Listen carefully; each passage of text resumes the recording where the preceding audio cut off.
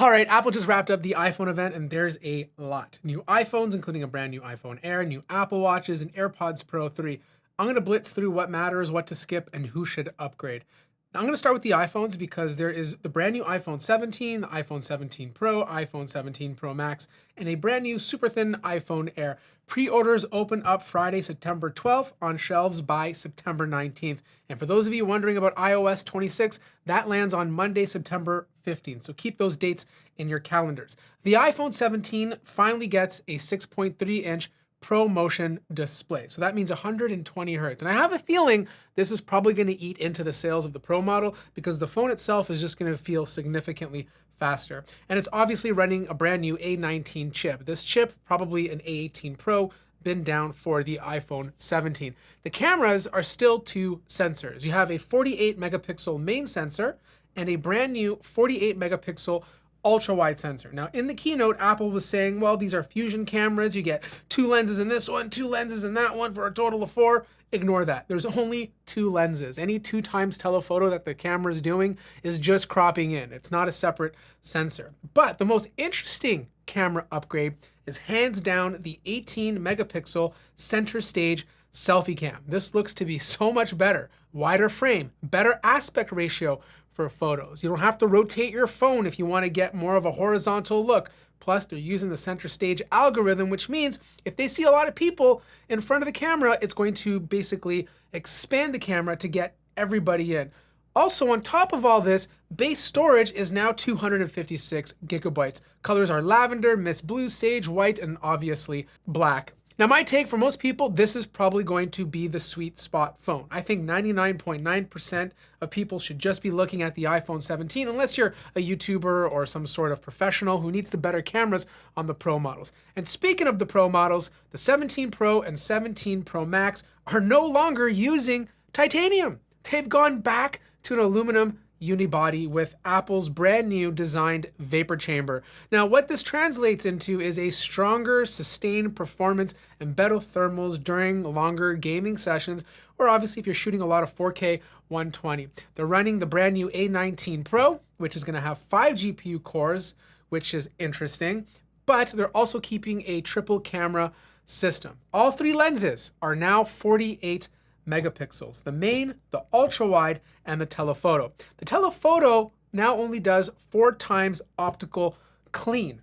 But again, Apple's saying there's like 1,000 sensors in this thing, which there's not. They're saying that you can do 8 times optical quality zoom. So basically all this means is they're using either the wide lens or the telephoto lens to crop in to go up to 8 times. And they also increased the digital zoom, I think, to 40. Or storage goes up to 2 terabytes on the Max, which is absolutely insane. But interestingly, there's no black version this year. It's literally deep blue, cosmic orange, and silver. They've also added a few other specific features to the phone. So for one, you can now shoot ProRes RAW, which some people who use their phones for a lot of video will appreciate. And there's also Gen locks. But Apple's biggest announcement, at least the one they want people to pay attention to the most, is their iPhone Air. This is the brand new iPhone from Apple. It's Apple's thinnest iPhone at 5.6 millimeters. All-day battery life, it's titanium, and has a 6.5-inch 120 hertz display. Honestly, this is the phone I'd go for if it had more than one camera, but it's thin. There might be some sacrifices that we need to review first. It too is using an A19 Pro with Apple's new radio chip bits, but that A19 Pro in the iPhone Air is not as powerful as the A19 Pro in the Pro Max. It's actually using 1 less GPU core. Not a big deal for most people. It's using the same center stage selfie system. This is the wow, that's thin model aimed at people who value feel and design first before everything else. And like, don't get me wrong, this thing looks absolutely gorgeous. And I'm sure it's going to be a lot different, especially when you start holding the device, but it's hard for me to like recommend right now until I test it because I feel like there's a lot of sacrifices that had to be made.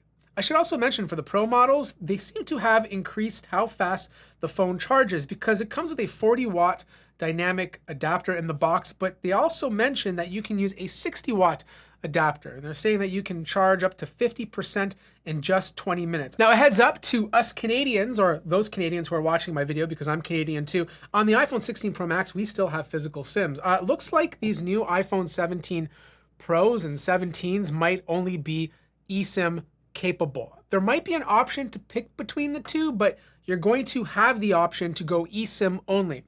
The big advantage of the eSIM only model is that they were able to increase the battery size a little bit more. So technically, it's going to have better battery life than the physical SIM model, but we're not sure by exactly how much. Now, quite frankly, I was really excited with the AirPods Pro 3 announcement because personally, I can't wear the regular AirPods Pro or the AirPods Pro 2. They just don't fit in my ears. I've tried every single tip. They always fall out. The only ones that do fit are the AirPods 4, which I wear consistently. But these new AirPods Pro 3 are getting a slight design change. Apparently, they scanned a lot more ears and they've changed the way the tips fit in ears. But there are a couple of upgrades. Way stronger ANC, 2 times stronger than the AirPods Pro 2 and about 4 times compared to the regular AirPods Pro. They're also including a brand new in-ear heart rate sensor with Apple Fitness integration. And look, that's great. And on top of all this, they're also going to be making it sweat and water resistant. So they should be a bit more durable. But the one thing that really stood out to me is the live translation feature that's going to be in real time. Like you could be wearing your AirPods Pro 3, someone can be talking in a different language, and you're going to hear the English version or whatever language you want in your AirPods Pro. Now this could be hit or miss. Like other earbuds can do this already on other ecosystems, but it's how well it does it. Like if this thing is instant and it feels natural, this could be huge when you're traveling because sometimes the language barrier could cause problems in trying to get around. On top of all this, to make things even better, transparency mode is better. So if you're wearing it as a hearing aid, you will be able to hear your surroundings even clearer. But most importantly, the battery life is better, up to 8 hours. So they want to make sure you can survive most plane rides. This is the first AirPods Pro update in a while, and it does feel a little bit better. The only thing I wish they improved were the microphones. Imagine if these had like really good microphones, then you wouldn't have to like buy third-party options if you want to get good audio. Now, as someone who wears the Apple Watch on a daily basis, I literally sleep with this thing, I was kind of disappointed by the Apple Watch Ultra 3. I was expecting a little bit more, but we didn't get much. We got a slightly bigger bezel, so you have more screen. It's still using the same wide angle OLED display that the Apple Watch Series 10 is using, but it adds a couple of new features that I think might be beneficial. The most important one, a health one, is the ability to detect hypertension. And the way this does is it basically scans your data over time and it will notify you if it detects any sort of hypertension in your body. Really cool. I'm all about the health features. Like this could be life-saving for a lot of people. The other big update, well, not so big, is a new sleep score. And this will basically just notify you and give you kind of details about your sleep and how you can improve it over time. And all these features are being trickled down to the brand new Apple Watch Series 11 as well. The 11 is still going to look the same. It's going to have a more scratch resistant display, up to 24 hours of battery life. Now, I think before it was only 18. Tougher glass, so technically it should scratch less. I personally always scratch my Apple Watch Series 10 or 9 or the previous ones. The only ones that do a really good job, at least in my usage, is the Apple Watch Ultra. My opinion on this is if you've been wearing an Apple Watch Ultra Series 1 and you're finding the battery life is not as good anymore, then yeah, the Ultra 3 could be a good upgrade. But if you're using the regular series of Apple Watches, maybe jump up from a Series 7. Anything newer than that is probably not worth the upgrade. Anyways, these were all the updates. I'm going to be reviewing all of these devices. So make sure to drop any questions you might have. Like the video if you liked it, subscribe if you haven't already, and I'll see you guys in the next one.